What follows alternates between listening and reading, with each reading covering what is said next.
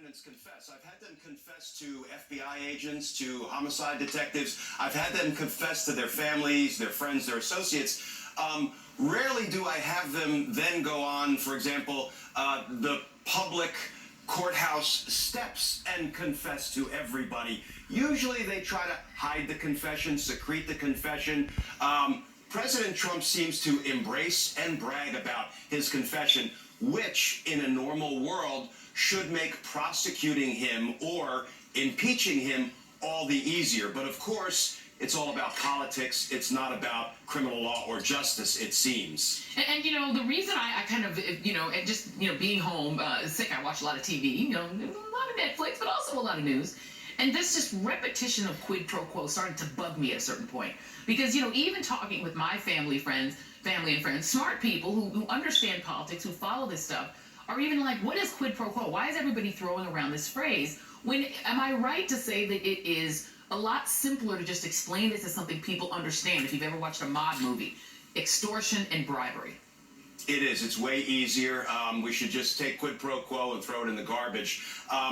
What this is, not to do a criminal law 101 class, but this is both crimes of bribery and extortion. And some people are like, well, doesn't it have to be one or the other? And it really doesn't. Often when one person commits a crime, that person violates several statutes, breaks several laws. So, for example, if I punch somebody in the street and take their wallet, I've actually committed the crime of assault, I've committed the crime of theft of the wallet, and I've committed the crime of robbery, taking somebody's property from their immediate possession by force or violence. 3 crimes. Why do we have bribery and extortion here in what the president did with respect to President Zelensky? Well, one, we have bribery because that is simply asking a government official to take an official act and either paying them to do so or offering them an incentive to do so.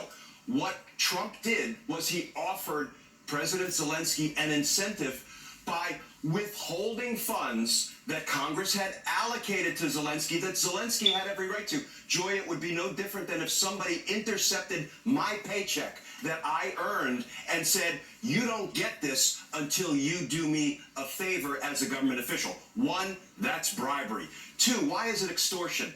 Extortion is just getting something of value by threat or force. What did he do here? He said, look, I know you want this aid that has rightfully been given to you by Congress, and I know you want it to protect the lives of your people against Russian aggression, but I need a favor, though. I want false dirt on Biden. Joy, broken down to its simplest terms, this was a dirty deal that involved arms for political dirt, period. And it's bribery and it's extortion. Yeah, I mean, John Bolton, who was Donald Trump's national security advisor, called it a drug deal. Like, he likened it to a drug deal. Mick Mulvaney, who is both Donald Trump's acting chief of staff, but he's also the budget director. The thing that is the reason this is kind of almost a dumb crime is that you have the same guy who's actually in charge of the budget actually tell the federal government, withhold the aid. This is aid that Congress already approved. So if Mulvaney steps in his budget director role and says, no, don't send the money over, they're defying Congress. There's something called the Hobbs Act, which is about interference with commerce by threats of violence. Well, what would be the violence? Russia has invaded Ukraine. They are in the midst of violence. Do you think there's a Hobbs Act problem here? And do you think Mulvaney's got any legal exposure? I do. As you say, Hobbs Act is just a fancy term that we put on extortion by government officials.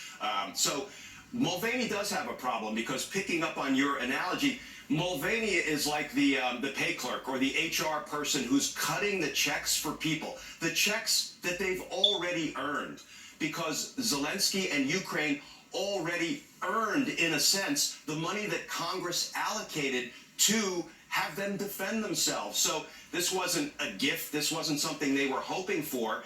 And Mulvaney does have exposure. He has exposure as a co-conspirator in this dirty Ukrainian deal. He, I would say, is just as guilty as a co-conspirator of the same bribery and extortion that President Trump is guilty of. Do you think, and this is just me guessing as a non-lawyer, when Mick Mulvaney basically stood up there and said, yeah, of course, it was, they had to do what we said in order for them to get the aid. We do this all the time. Was that maybe him trying to protect himself from legal exposure by basically just admitting to it?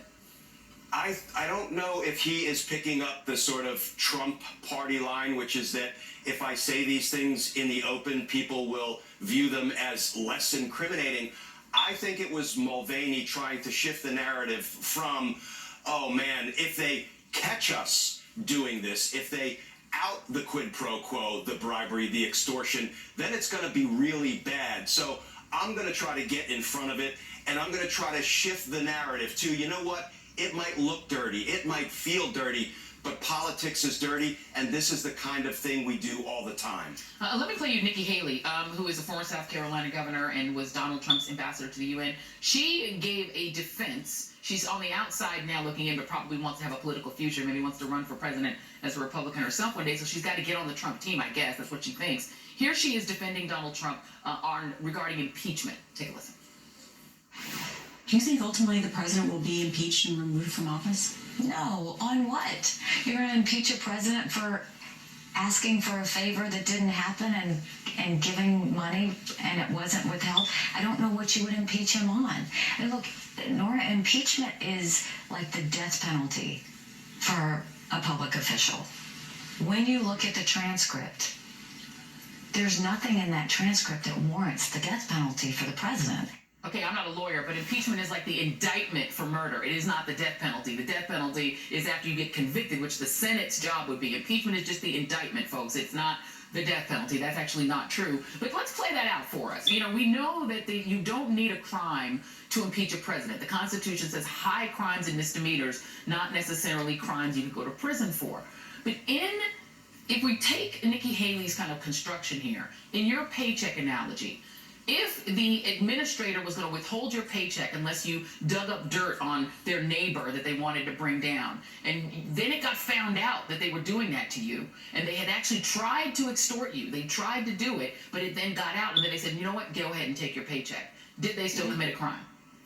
They did, and we heard Kellyanne Conway recently stand in front of the camera and say, well, there really was no crime or no wrongdoing here because Ukraine ultimately got the money that Congress allocated to them. Now, sure, after some Ukrainian soldiers and citizens likely died as a result of this unlawful delay by the president, but even more importantly, think about it. They only released the aid after the whistleblower outed them, which they use in their own defense. But Joy, that's incriminating. It's an admission of guilt, because if they had been withholding the aid for a lawful purpose, then they would have said, hey, this whistleblower is out to lunch. We will continue to withhold the aid because it's the right, lawful, and just thing to do. No, they got caught. That's when they released the aid. So Kellyanne Conway's claim that that is somehow exculpatory, it's actually incriminating. Yeah, like releasing the phone call notes. That's incriminating. It's like, and then he keeps saying, read it. Every time you read it, it seems more incriminating. Anyway, just hold on, stay with me for a second, Glenn, because we do have a little bit of breaking news. According to the Washington Post, House Republicans are planning to ask that Hunter Biden and the whistleblower testify in the impeachment probe, a request that Democrats are expected to reject because they control the process here. NBC News does not independently confirm this report. What do you make of this idea that Republicans think that they could get Hunter Biden to come and testify in something that he is not involved in? Remember, this idea that Hunter Biden was involved in some sort of nefarious Ukraine scheme isn't true. So what would having him there, what would be the point? And the whistleblower is anonymous. So what is the point of all this? The point is a distraction and a sideshow trying to do anything to deflect attention away from the crimes that the president committed that are impeachable. And, Joy, all of this sort of conjures up a notion of all of these Republicans, the senators in particular, who are basically aiding and abetting in President Trump's crimes because they're trying to bury them. They know that crimes against the United States have been committed. And real quickly, one sentence from this big old blue book that you and I have talked about before. This is the criminal code that has all of our federal laws in the country. And accessory after the fact is one sentence. And here's how it reads, Joy. It says, whoever, knowing that an offense against the United States has been committed, receives, relieves, comforts, or assists the offender in order to hinder or prevent his apprehension, trial, or punishment is an accessory after the fact. And you know what? Every politician who stands up knowing that the president committed a crime against the United States and says the president did nothing wrong, they lie to the American people, that's really no different than just hiding the president in the basement of their house to try to keep law enforcement from rightfully getting their hands on the president. Now, you might say, well, it's hyperbolic to say all of these Republicans who lie to the American people and say the president committed no crime. It's too much for us to get our arms around. Too many crimes are being committed. And it's a lot like littering or speeding. Well, I would say, not that it's too much crime to get our arms around. It's too much crime not to get our arms around. Yeah. This is something that we have to wrestle to the ground. Yeah, absolutely, absolutely. It calls into question the very role of the president and the Congress, and whether or not we're going to still be a democracy the way we're supposed to be. Glenn Kirshner, it's always great to talk to you, man. Thank you so much. Really appreciate you being here. Thank you, Joy. Great seeing you. Thank you. And by the way, I will let you guys know that NBC News has now confirmed that information about the Republicans' desire to call Hunter Biden and the whistleblower. All right, well, coming up, I'm going to tell you how the biggest topic in Democratic politics took over my life in a big way. That is next.